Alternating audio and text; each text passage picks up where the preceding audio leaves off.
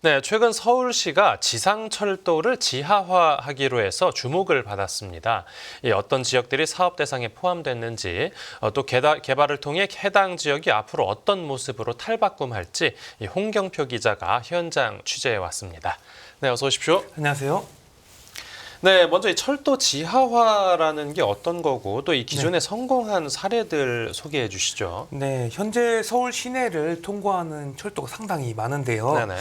이 철도들은 서울역이나 용산역 구간, 지하철 2호선 성수 구간처럼 지상으로 철도가 보이는 곳도 있고요. 네. 지하철 3호선이라던가 지하철 5호선처럼 지하로 다니는 경우도 있습니다. 네, 하지만 그래서 이름이 지하철이겠죠. 맞습니다. 네. 그런데 철도가 지상으로 다니다 보면 그만큼 지상의 공간을 이제 활용하지 못하게 되는 것인데요. 네. 이 소음과 주변 지역 노후화 때문에 철도 지하화에 대한 어떤 지역사회 중심으로 좀 요구가 좀 계속되어 왔었습니다. 네네.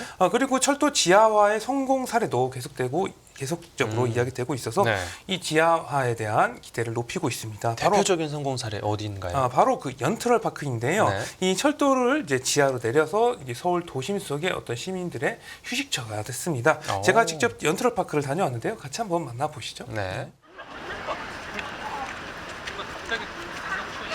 여기는 바로 연트럴 파크 경의선 숲길입니다.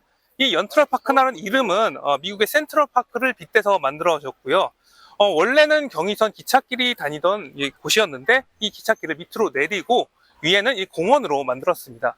지금은 이렇게 사람들이 오고 가고 나무와 잔디가 가득 찬 휴식 공간으로 자리 잡게 되었습니다.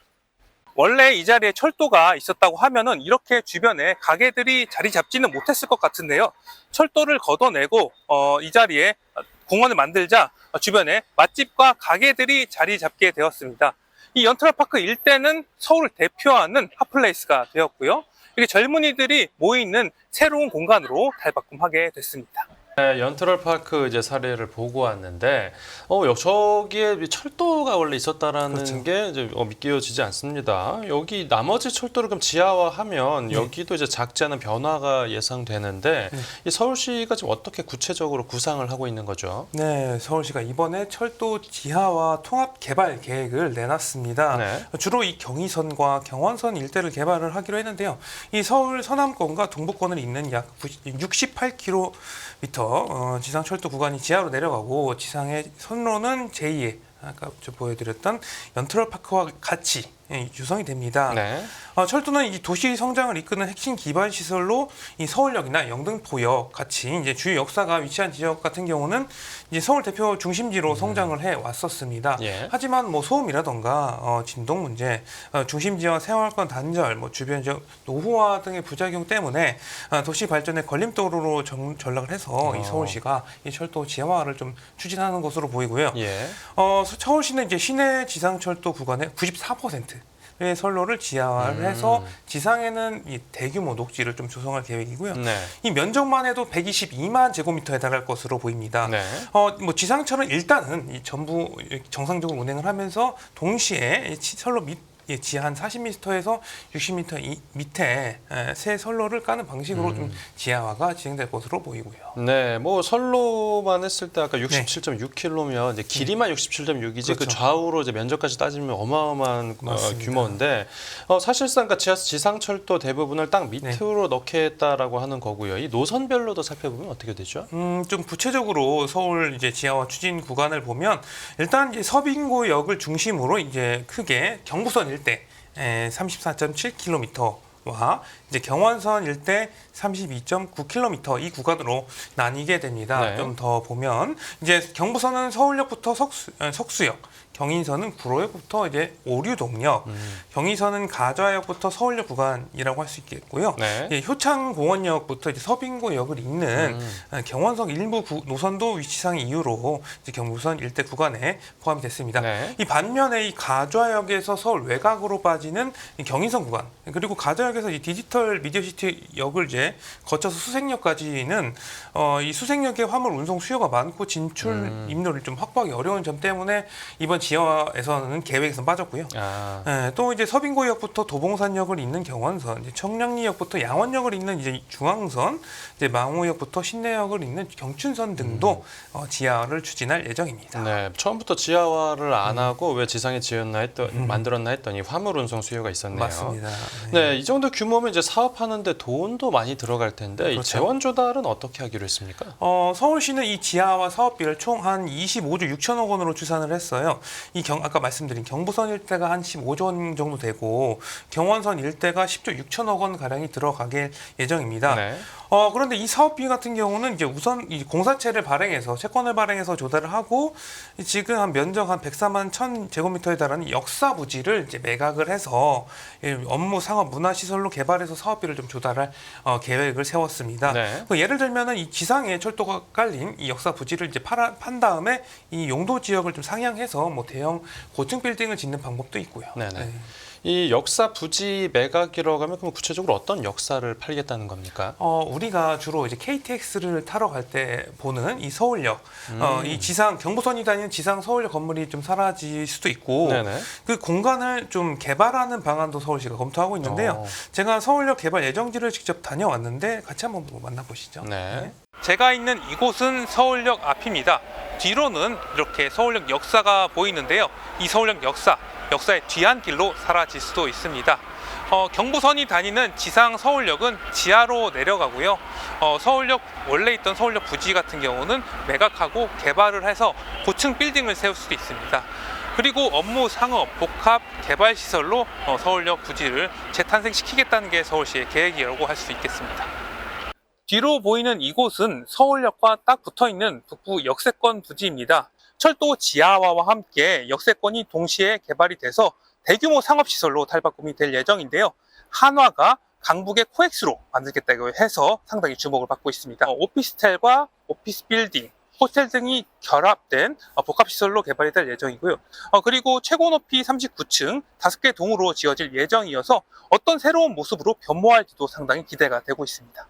네, 이 서울 하면 이제 떠올릴 수 네. 있었던 그 서울역 상징적인 곳이었는데 맞습니다. 이게 뭐 허물어진다고 하면 좀 아쉬울 것 같기도 한데 네. 이렇게 역사를 허문 곳들은 그 지상에 있는 부지는 좀 어떻게 활용한다는 겁니까?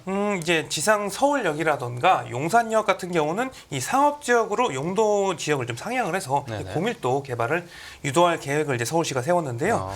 역사 상부 공간 개발이익은 한 31조 원에 달할 것으로 서울시가 예상했어요. 네. 그러니까 이 개발 이익만으로도 사업을 추진할 수 있다고 이제 서울시는 이야기를 했고요. 네. 그리고 이제 국토교통부는 이 철도 지하화 사업 추진을 위해서 이달 25일까지 이 지자체의 제안을 좀 받고 있는데요. 네네. 서울시는 이 선도 사업지 선정을 위해서 이번 계획을 국토부에 또 제안할 예정입니다. 네. 이 선도 사업으로 선정이 된다고 하면 2027년부터 사업 시행이 진행될 것으로 전망이 되고 있고요. 네. 그리고 지금 지상철 지하화 사업 추진 기한은 한 2027년에는 설계가 완료가 되고 2028년에 공사에 착수를 해서 2032년에는 지하화가 완성될 계획이 이제 서울시가 이제 네네. 목표로 세웠습니다. 네. 그리고 지하화가 이제 끝나고 나면은 이 지금 있는 역사를 순차적으로 매각을 해서 2045년부터 2050년까지는 이 매각과 뭐 개발을 마칠 예정이라고도 서울시는 설명하게 됐습니다. 네, 지금 다양한 지역에서 이렇게 사업이 진행이 네. 되는데 지하화 사업이 한 8년 계획대로라면 한 8년 네. 정도 뒤에 이게 성공적으로 마무리가 되고 나서 그 개발 효과가 좀 가장 기대되는 지역을 꼽으면요. 이제 앞에서 이야기 드린 경의선 숲길 같은 경우가 이제 철도 지하화를 통해서 연트럴 파크란 좀 성공적인 공간이 탄생을 하게 됐는데요. 예. 그래서 이제 홍대 입구 인근이 새롭게 핫플레이스로 그러니까 우리나라를 대표하는 핫플레이스로 탄생할 수 있게 됐습니다. 예. 그래서 이 지하화를 통해서 제2의 연트럴 파크가 뭐 만들어질지도 상당히 주목을 받고 있는데요. 네네. 이 철도 지하화에 따른 서울 부동산 시장 영향, 김인만 이제 부동산 경제연구소장과 이야기 나눠봤는데 같이 한번 만나보시죠. 네. 부동산 시장에는 이제 두 가지 영향을 줄 것 같습니다. 일단 지하로 들어가게 되면 도시 미관이 개선이 되고 또 교통 체증이나 소음 문제가 해결이 되기 때문에 굉장히 좀 긍정적인 영향을 받을 수도 있고요. 지상 공간을 이제 활용할 수가 있죠. 공원이라든지 뭐 임대주택 지을 수도 있고 복합 개발을 할 수도 있기 때문에 서울시 입장에서는 지금 개발할 수 있는 땅이 절대적으로 부족한 상황에서 지하화하게 되면 나오는 땅 여의도에 한 3배 정도 나올 것으로 기대가 되는데요. 그 땅을 개발한다면 뭐 굉장히 큰 효과를 얻을 수는 있습니다. 아마 가장 눈에 띄는 곳은 제가 볼 때는 용산하고 성수, 건대 입구 쪽이 아마 가장 큰 영향을 받을 것 같습니다. 지금도 굉장히 번화가고 핵심 지역이기도 하고요. 많은 고층 빌딩이 개발이 됐는데 그 지역의 뭐 저는 유일한 단점이라고 생각을 하는데 가보면 항상 아쉬웠던 게 철도가 지상으로 다니고 있다. 이게 도시의 맥을 끊어버리게 되거든요. 흐름을 굉장히 좀 불편하게 만들고 풍수지리적으로도 이게 도시의 맥을 끊기 때문에 사실은 이게 좋은 지역으로 성장하는데 굉장히 좀 걸림돌이 되는데 그게 땅 속으로 들어가고 지상 공간이 더 좋게 개발이 된다고 하면 용산은 지금 또 뭐 강남에 버금가는 최고의 지역인데 만약에 땅 밑으로 들어간다면 저는 날개를 달지 않을까 싶고요. 성수도 마찬가지입니다. 성수 갈 때마다 가장 아쉬웠던 게 이게 지하철이 땅 위로 올라가게 되면서 고가도로 위로 이제 지상철이 다니는데 굉장히 흉물이죠. 소음과 흉물과 교통체증을 유발하기 때문에 굉장히 좀 답답함을 느끼고 있는데 그게 땅 속으로 들어가게 되면 성수도 정말 몰라보기 달라질 수 있다. 유일한 단점이 다 제거가 되는 겁니다. 건대도 마찬가지고요. 그렇게 된다면 그런 지역들은 이제 강남 못지않은 최고의 상업지역으로 거듭날 것으로 예상이 됩니다. 네, 김인만 소장 인터뷰 들어보고 왔습니다. 이 부동산 뭐 가격적인 측면에서도 어떤 영향을 줄지 뭐 이제 궁금하기도 하고요. 그렇죠. 이게 사업이 계획만 보면 일단으로 뭐 어떻게 좀 잘 이루어지겠지만 앞으로 또 사업에 있어서 걸림돌도 있겠죠. 네, 물론 뭐 서울의 기찻길이 뭐 전부 뭐 지하로 들어가고 뭐 서울이 개발된다고 하면 뭐 최상의 시나리오겠지만요. 네네. 하지만 뭐 도는 것 모든 것에는 이제 돈과 시간이 들어가는 것이죠. 예산 투입과 동시에 뭐 역세권 개발도 한다고는 하지만 실제로 회사들이 들어가서 투자할 정도로 수익성이 날지도 좀 지켜봐야 될 것 같습니다. 네. 이에 대해서 이제 김인만 부동산 경제 연구소장과 좀 더 이야기 나눠봤는데 같이 한번 더 보시죠. 네. 서울시에서는 2045년에서 2050년 정도를 목표로 잡고 있고요. 2028년에 착공 계획이라고 하는데 서울의 서부간선도로가 지하화되었단 말입니다. 서부간선도로가 이제 땅 밑으로, 그러니까 도로 밑에 이제 땅을 파서 들어가는데 별도의 뭐 토지 보상비나 이런 게 들어가지 않았음에도 불구하고 공사 기간이 10년 이상 걸렸거든요.